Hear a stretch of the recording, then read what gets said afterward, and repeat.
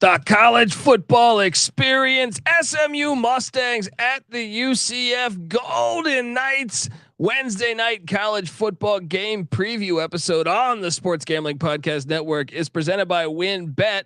Bet $100 at WinBet and get $100 free bet. Head over to sportsgamblingpodcast.com/WinBet. That's sportsgamblingpodcast.com/WYNNBET to claim your free bet today. We're also brought to you by the SGPN Fantasy Football Podcast. They're giving away an autographed DeAndre Swift jersey and a merch store gift card. Get all the details by following them on Twitter at SGPN Fantasy. Do that and then let it ride. Hey, it's Scooby right here, aka Shark Dog, listening to SGP and let it ride.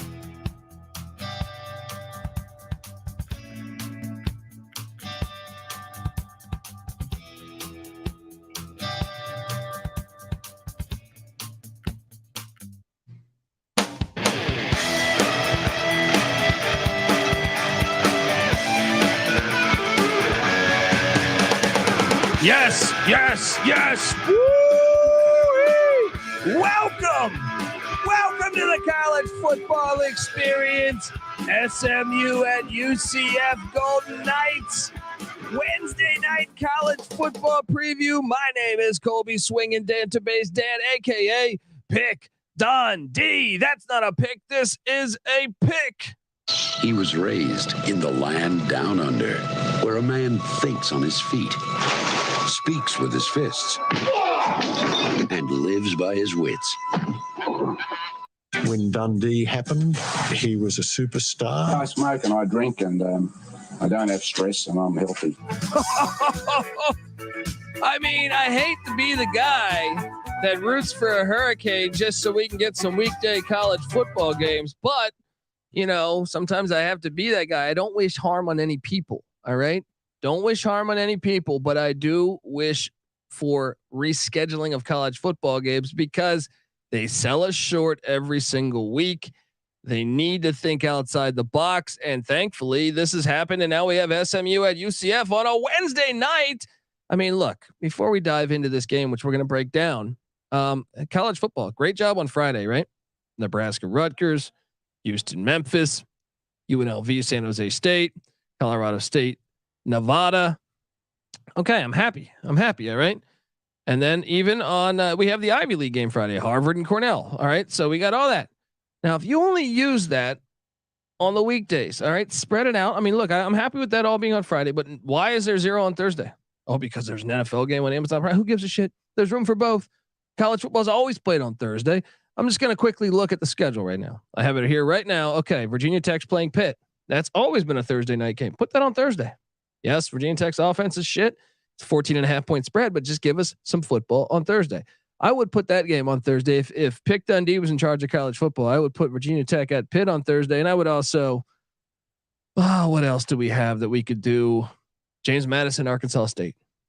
Boom. Done right there. 2 Thursday games. Oh, Wednesday we have this. The UCF SMU game, which happened by an accident, essentially. But I would also quickly add in, Middle Tennessee UAB. Boom. Wednesday night. Put it on ESPN. Put it on CBS Sports. I don't give a shit. Right. Also, hey, action. Right. Why not? Why not Kent State, Miami, Ohio, Toledo, Northern Illinois. Put that on Tuesday and Wednesday. All right. Also, East Carolina, Tulane. That would be a great Wednesday, Thursday game. Look, it doesn't take a lot to think of these things, folks. Shout out to the chat. WV Punch Drunk 1. Yes, let's fucking go. Shout out to Juan, Lane, Elliott, Longhorn 77.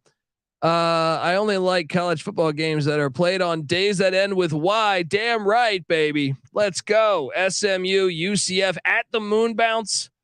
And it's funny how many comments I get saying they're not the Golden Knights anymore. They are to me. All right. You can't just drop the gold off the fucking Knights. All right. For decades, you were the Golden Knights. Fuck you. You are the Golden Knights.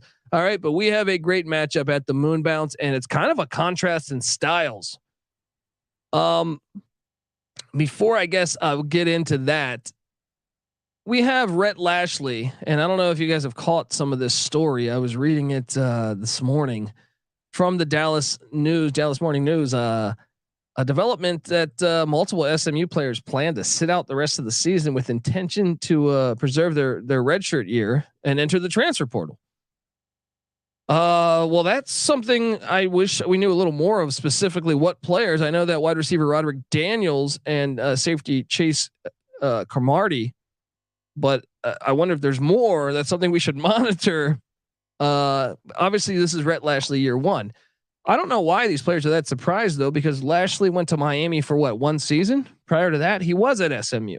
So I guess unless they transferred in or something, or just were freshmen a season ago, they should know Rhett Lashlee. And I don't even understand why the panic when you look at SMU's season thus far. Okay, you're 2-2, but I think you're probably better than 2-2. You played right now TCU. You played TCU to a 1-score game. Yes, did that get dressed up a little bit? Sure. Got an onside kick, but either way, an 8-point loss to TCU, who looks really, really fucking good right now. Not a big deal. And also the Maryland Terrapins. Look, and I'm the first to hate on Maryland. I can't really hate on them too much right now because they look the part. Their defense looks improved. And I did take them on the over this year, but I still will tell you that I think they look better than what I envisioned them to be, especially on the defensive side of the ball. And that was a close game. So you look at okay, 7-point loss to Maryland, 8-point loss to TCU. Combined, what those teams have lost? What is their combined record? Something like 9-1 or 8-1 or something. Yes, pretty good job so far. I would say yes, you lost those games, but you're probably better than what your record represents currently. Yes, you beat Lamar, you beat North Texas, and that North Texas win looks a little bit better after what they did to FAU. So I don't really understand the leaving part. I really don't. And then you have UCF, who was one of my top plays. I know my number one lock was Kansas over 2.5 wins, but for season win totals, I took UCF over 8.5 wins. They're 3-1. But I'll be honest, I haven't been as impressed with them. The Louisville game stands out. Also, they just haven't looked as good to me. And sometimes Gus Malzhan, who I think is a decent coach, but I also think he has a tendency to outcoach himself. Go watch that Louisville game, and I don't understand why. I mean, clearly Louisville made adjustments that seemed like Malzhan did not, and they paid the price for that by losing that game. I thought they should have ran John Rhys Plumlee a lot more in the second half, and found creative ways to run him, but they didn't. And they're 3-1, so I'm not panicking, but I will say this is kind of a pivotal game for the over under for me, because you'll look and say, okay, well, if for some reason they were to lose to SMU, they still got to play at Greenville, North Carolina, and ECU, who looks pretty good. And I will play my fucking music.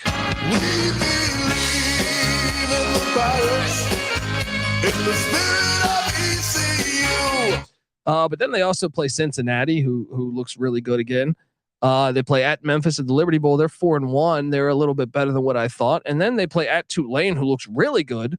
So this is like a huge deal to me here, that they win this game.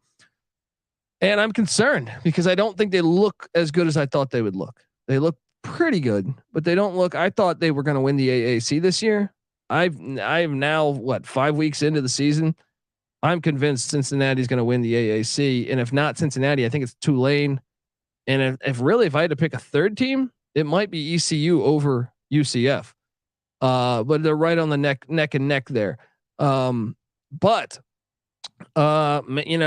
this is only 5 weeks in. Maybe they'll continue to get better, and that's why we have this season and this game. And I'm excited for this matchup. They are contrasting styles because SMU, obviously Rhett Lashlee does a lot of air raid concepts, and they pass the ball. Tanner Mordecai, the Oklahoma transfer, flings the rock all over the field. And UCF, meanwhile, can't throw for anything. They've struggled throwing the ball. If anything, though, UCF has been a great rush team. Currently, they're the number 3 rushing team in the country. All right. Air Force and Army are the only two ahead of them, and they run the triple option. So you could basically say they have the best rush offense in the nation, that's non-triple option.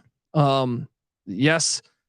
And then you have the fact that SMU has had a hard time defending the run this year. They're giving up a large amount of carries. A large amount of yards per carry. And then UCF, they last year had a decent pass defense. Now they haven't really faced, I would say they still have a good pass defense, but they haven't really faced a full on pass team like SMU yet. But they did take down Georgia Tech. They took down Florida Atlantic. They took down South Carolina State. That Louisville game just bothers me when I think about it. But anyway, let's get into it because John Rhys Plumlee, I thought was a giant. I thought it was the most perfect transfer to UCF, and I still believe it made sense for him. I would have done that too, because I think that was an offense that made sense to you for his skill set. He has been pretty fucking good this year on running the ball, but when it comes to passing the ball, I think that's your game plan. If you think if you're an SMU fan, you want to win this game, shut down and limit the run and make John Rhys Plumlee beat you in the air. I don't know that he can. Yes, he's got 5 touchdowns, 3 interceptions. He's averaging 206 yards throwing per game, which you could say, hey, it's not terrible. It's not great, but it's not terrible. But he is just completing 59% of his passes. I mean, that's somewhat decent. I don't know. I feel like that's easily your game plan though. And that's what Louisville did in the second half of that game. Louisville made the adjustments, but I also thought Malzhan coached into that. Like I thought Louisville made some adjustments to limit the run game. They started to own the line of scrimmage on the defensive line, but I also thought they didn't get creative with running Rhys Plumlee. They were just trying to run. And I felt like Malzhan tried to throw more with Rhys Plumlee. And I go, dude, what are you doing? Like, that's not his game to sit back there and drop back and throw the ball all around. He's not that accurate of a passer. You know, he's a hell of an athlete, but you got to get creative. In my opinion, I would have gotten way creative with running him, with running, the other backs, and even so some of those fast wideouts that they have. From the ground game though, it's not only Rhys Plumlee, it is Isaiah Bowser, the Northwestern transfer. He's pretty fucking good too. He's coming off a game against Georgia Tech though, where only got 3.7 yards of rush, 19 carries, 70 yards. But he's been pretty good this season, and I think you mix in him, and then if you haven't seen this kid Johnny Richardson play, this guy's got speed. I think they got to find creative ways to get him the ball too, and the way that SMU's played defense thus far, especially against the run, I think there'll be a lot of avenues for explosive plays between Plumlee, Bowser, and Richardson against this defense. They're not calling for rain. They're not calling for. It should be a nice night out there and at the Moon Bounce, but the ground game I think could really be the reason why UCF wins this game. If they can just focus on that, like I said, SMU, if you find a way to shut that down, I think they'll cruise to a victory, because I don't think Rhys Plumlee is capable of beating you in the air. Wide receiver wise though, if they do have success in the air, it will be Javon Baker and Ryan O'Keefe. Those are 2 good wideouts that UCF has. So perhaps, maybe he's more accurate. Maybe he continues to get better. I've been wrong before on shit, but I can tell you that I thought that's the one flaw. He can complete some passes, but he's not. If you're just sitting, if your game plan is to just have him sit back and dissect you, that's not going to happen. And that's what happened in that Louisville loss. For SMU though, and SMU is a team that to me, I think they're probably still going to contend in the AAC. They're kind of the one unknown. We kind of know the way the AAC will shake out. I feel like, with the exception to them, I feel like Cincinnati's the top team. If I had to do the power rankings, Tulane would be 2, like I said. Then you say UCF or ECU, I think would be 3 or 4, right? But SMU is kind of the one that I don't really know. Then you have, obviously Houston and Memphis, and they play Friday night. We'll figure out who's better there.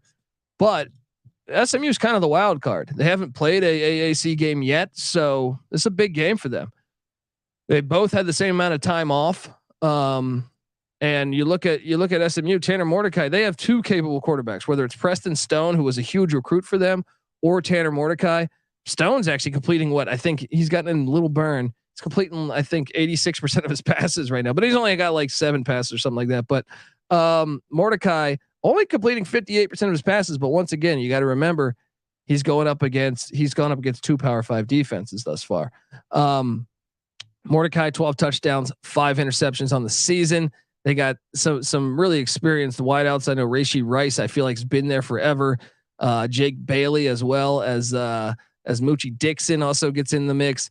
The run game, surprisingly, because they brought in a lot of transfers in the run game, but it's been Trey Siggers, the North Texas transfer, that has been their top guy. They don't commit that much to the run, but him and then Velton Gardner, a Kansas transfer. And then surprisingly, I thought Camar Wheaton would be a bigger impact on the SMU offense. They're still, I think Mustang fans are still waiting for you to figure, or waiting for them to figure out how to use Wheaton correctly.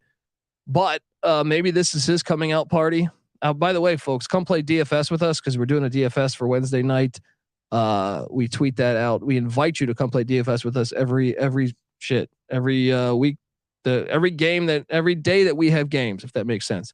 So check us out there at TCE on SGPN. Give us a follow, and you are invited to come play DFS with us. We're going to talk more about this game, but first I got to get us paid. I want to tell you that the UCF SMU Wednesday night game preview episode on the Sports Gambling Podcast Network is presented by WynnBET. Bet $100 at WynnBET and get a $100 free bet. Head over to sportsgamblingpodcast.com/WynnBET. That's sportsgamblingpodcast.com/WYNNBET to claim your free bet today. We're also brought to you by Fubo TV. If you watch football, you need Fubo TV. Fubo TV gives you complete coverage of college and pro football with NFL Red Zone, plus games in 4K at no extra charge. There's over 100 channels of live sports and entertainment for a fraction of the price of cable. You can watch it on all your devices. Never miss a game or an episode of your favorite show, because they give you included cloud-based DVR. Plus, there's no contract. There's no commitment. You can cancel at any time. Right now, you can try Fubo TV for free for 7 days and get 15% off your first month. Just go to FuboTV.com/SGP. That's FUBOTV.com/SGP. We're also brought to you by the Elias Game Plan app. Yes, whoever wished that, before every NFL game, you could get up-to-date and accurate information before placing bets or perhaps locking in your fantasy lineup. I know I do. Well, now you can with the Elias Game Plan app, the ultimate sports betting and fantasy companion for the NFL, NBA, and MLB. And whether you're part of a fantasy tournament, placing bets, or just a huge sports fan or stats nerd, Elias Game Plan has everything you need. And you're probably wondering, what is this Elias Game Plan? Oh, it's only the most trusted name in sports bets or sports stats. I can't talk. The Elias Sports Bureau, the official statisticians of U.S. pro sports leagues since 1913. And look, the app will help you. They'll help you draft your fantasy lineup. They'll help you with gambling advice. They'll give you the most up-to-date stats, injury reports, all that good stuff. So take this NFL season to the next level and download the Elias Game Plan app today. And you can choose from 3 game plans when you subscribe: weekly, monthly, or annual. But I can get you 25% off your first month when you choose the monthly subscription. So what are you doing? Do that. Just go to use our promo code SGPN25. Find the Elias Game Plan app in the App Store or Google Play Store and use that promo code. Once again, SGPN25.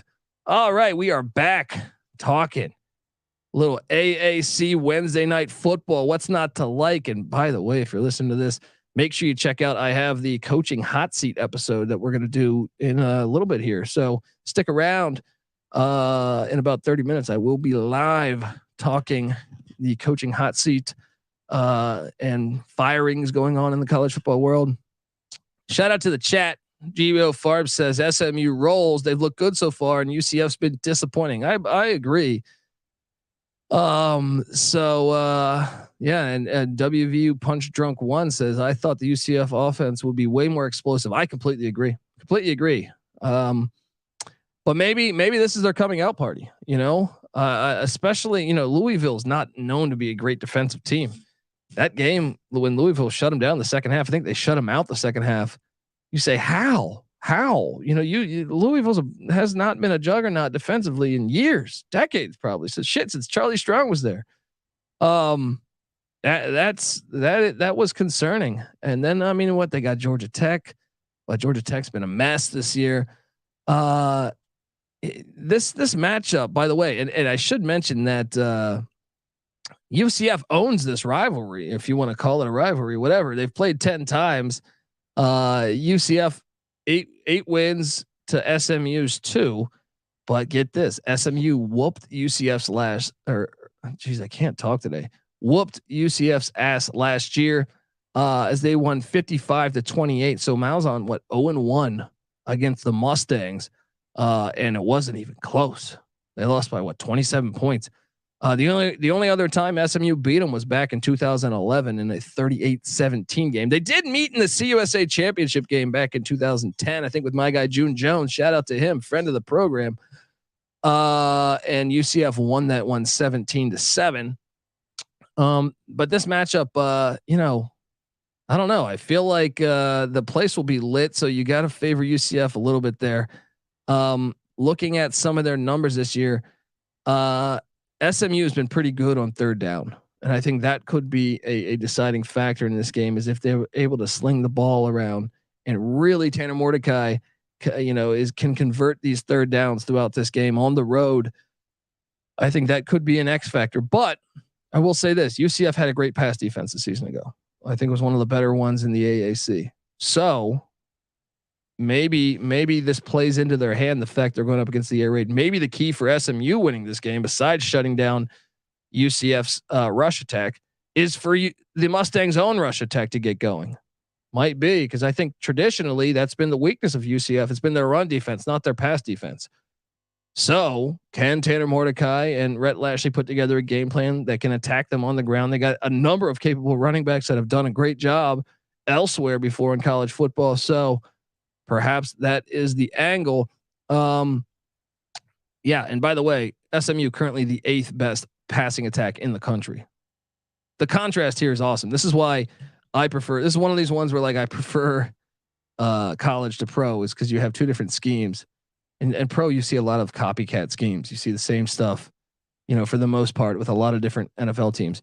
What makes college football so compelling to me, from one of the many reasons, obviously the fans, but also you get the matchups of styles, and it's really cool to watch the chess match of the styles go back and forth. So you have UCF, the 6th best run team in the nation, right? And they have struggled to throw the ball. They're only averaging 206 yards a game throwing the ball. Then you have SMU, who's the 8th best pass team in the nation, and also they have only averaged 153 yards on the ground, which is terrible. 124th in the nation right now. So the contrast in styles, they are just completely different football teams. This should be a fun one to watch. The over under is at 63. Like I said, last year they played. That one was in Dallas, but SMU almost got that by themselves. They put up 55. So I mean, I don't know if they're just baiting us into taking it, but I am all over the over here. Knowing that there's no weather, I did a weather check just a minute ago. I'm taking the over. I think the over is the play all day here. What am I missing? What am I missing here with it being this low? I don't understand. Anyway, next up, I want to talk about the actual spread, but before I get there, I got to get us paid, folks. We got a lot of ads. My apologies, but I'm going to tell you, we're brought to you by PromoGuy.us. PromoGuy.us is the best place to go if you're interested in plus EV betting strategies. Yes. And I got to say, we've been looking at their daily promo updates, and they have some of the most informative in the game. They don't simply tell you what team is probable to win. They'll more like tell you where to get the best odds on that team, how to track down, how to cash in big on all the constantly changing promotions that are out there. So go to promoguy.us and check out their 100% tracked, transparent, and proven method for betting smarter. Make sure you check out promoguy.us.